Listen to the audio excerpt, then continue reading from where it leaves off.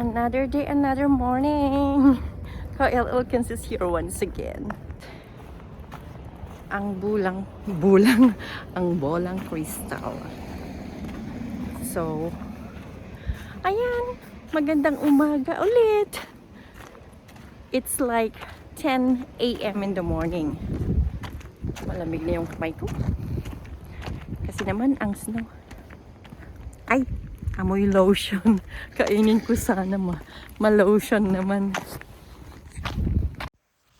May masasalubong akong tita.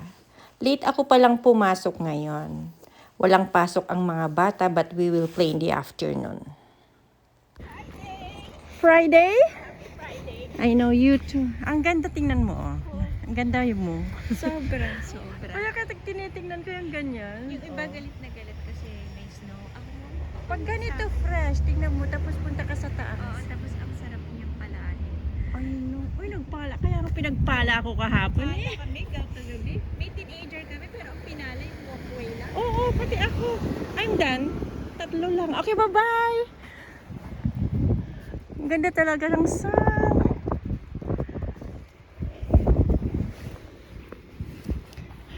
So yun, kahapon bumagsak ang malakas na snow. So ito yung income. Ito yung outcome niya. Ang ganda. Basta maganda siya pag bago-bago pa. As I always said, maganda ang snow pag bago-bago pa. Ayan, ganda. Si Lola doon, oh, nagpapala siya. Lahat pinagpala. Magandang maglaro. So mamayang hapon, darating ang mga maraming bata sa bahay ng amo ko. I will work with them at the backyard. Late pala akong bumangon ngayon.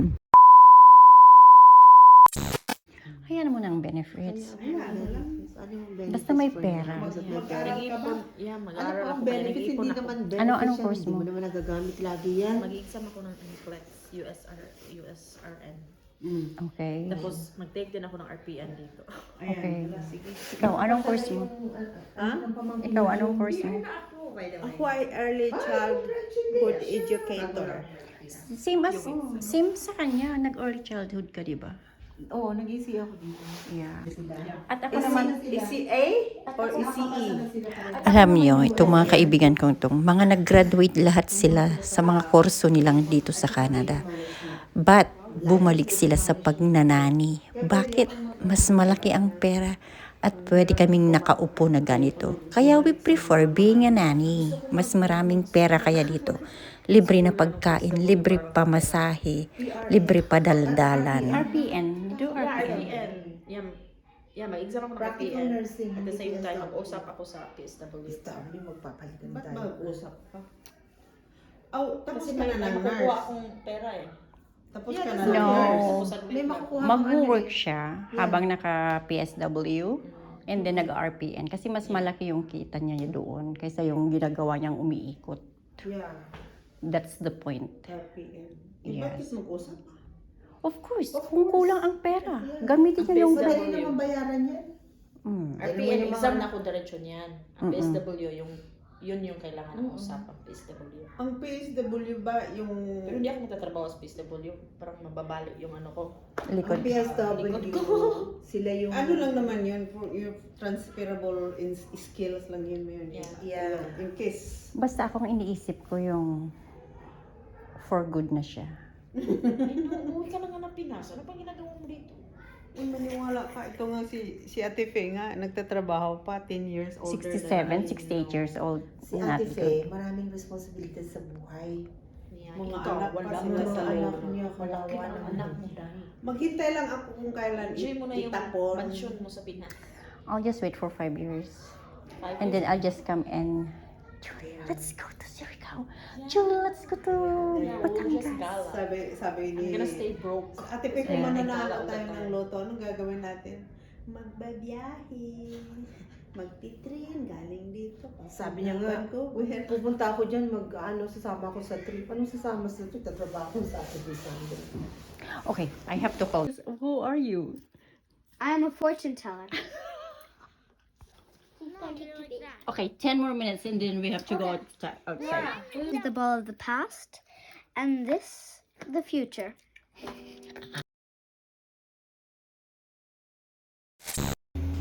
So ayan, pauwi na ako, tapos na yung 10 hours work with friends, na habang yung mga alaga namin ay naglalaro sa iba't ibang sulok ng aking house employer. Yung mga age nila, yung 8, 6, 7 years old nasa isang kwarto, yung mga 10 years old ibang kwarto, at saka yung 13 years old mag-isa. Ayun, natapos na yung araw namin na nakikipagdaldalan sa isa't isa. And here I am inside that bus right now, pauwi na sa aking bahay, and then magluluto na naman. Alam nyo ba, na pag ganun na PD day, walang pasok ang mga bata, yun lang ginagawa namin maghapon. To be with them, inaalagaan, chine-check kung saan man sila. Hindi ko na ipakita pala yung naglaro kami sa backyard, na naglaro ng yung snow. Naubusan ako ng oras kasi giniginaw na yung kamay ko. But anyway, see you at home.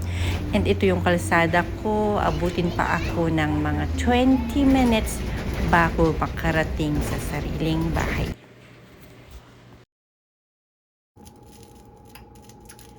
So, andito na naman ako sa kusina ni Kael. This is pata, pork pata. And I have here 4 cloves of garlic. There you go. Black whole pepper. There. And 1 whole onion. Just cut into 2 halves. There. Takpan hanggang kumulo. So, Kael Elkins is here. Okay, so lalagyan natin ng patis.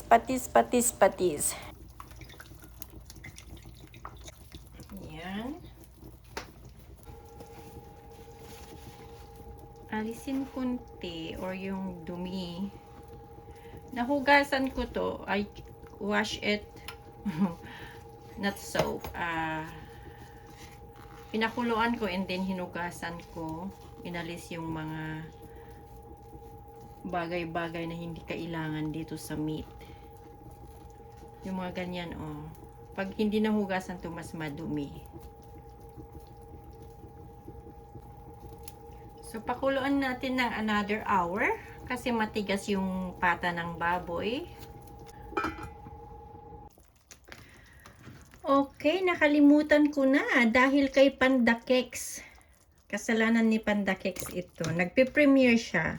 Nakalimutan kong ilagay itong mga gulay ko. Panda, mega love shoutout to you. Birthday ng kanyang kaibigan na naka-green. Pero siya ang feeling birthday. Panda Cakes. Yan. Balik sa premiere. Kanina nag-premiere si Panda Cakes. Nakalimutan ko to. After premiere ni Panda Cakes, nag-live si Miss Ann. Nakalimutan ko ulit. Kasi daldal siya ng daldal. So ngayon, final na. Ilalagay ko na lahat ng aking mga gulay. Si Mary Ann Ek kumakain doon sa loob ng sasakyan. Ako hindi pa nag-dinner dahil sa kakachat, ka-type. Ay nako. Ayan ang aking ulam for tonight. Dahil mag-overtime ako bukas, lulutuin ko na ang pang-2 gabing pagkain namin. Ek, sarap ng pagkain mo dyan. 3 minutes lang yan, luto na. Balik ako sa live ni Ek. Okay. Okay, so ito na yung aking niloto nilagang baboy, pata.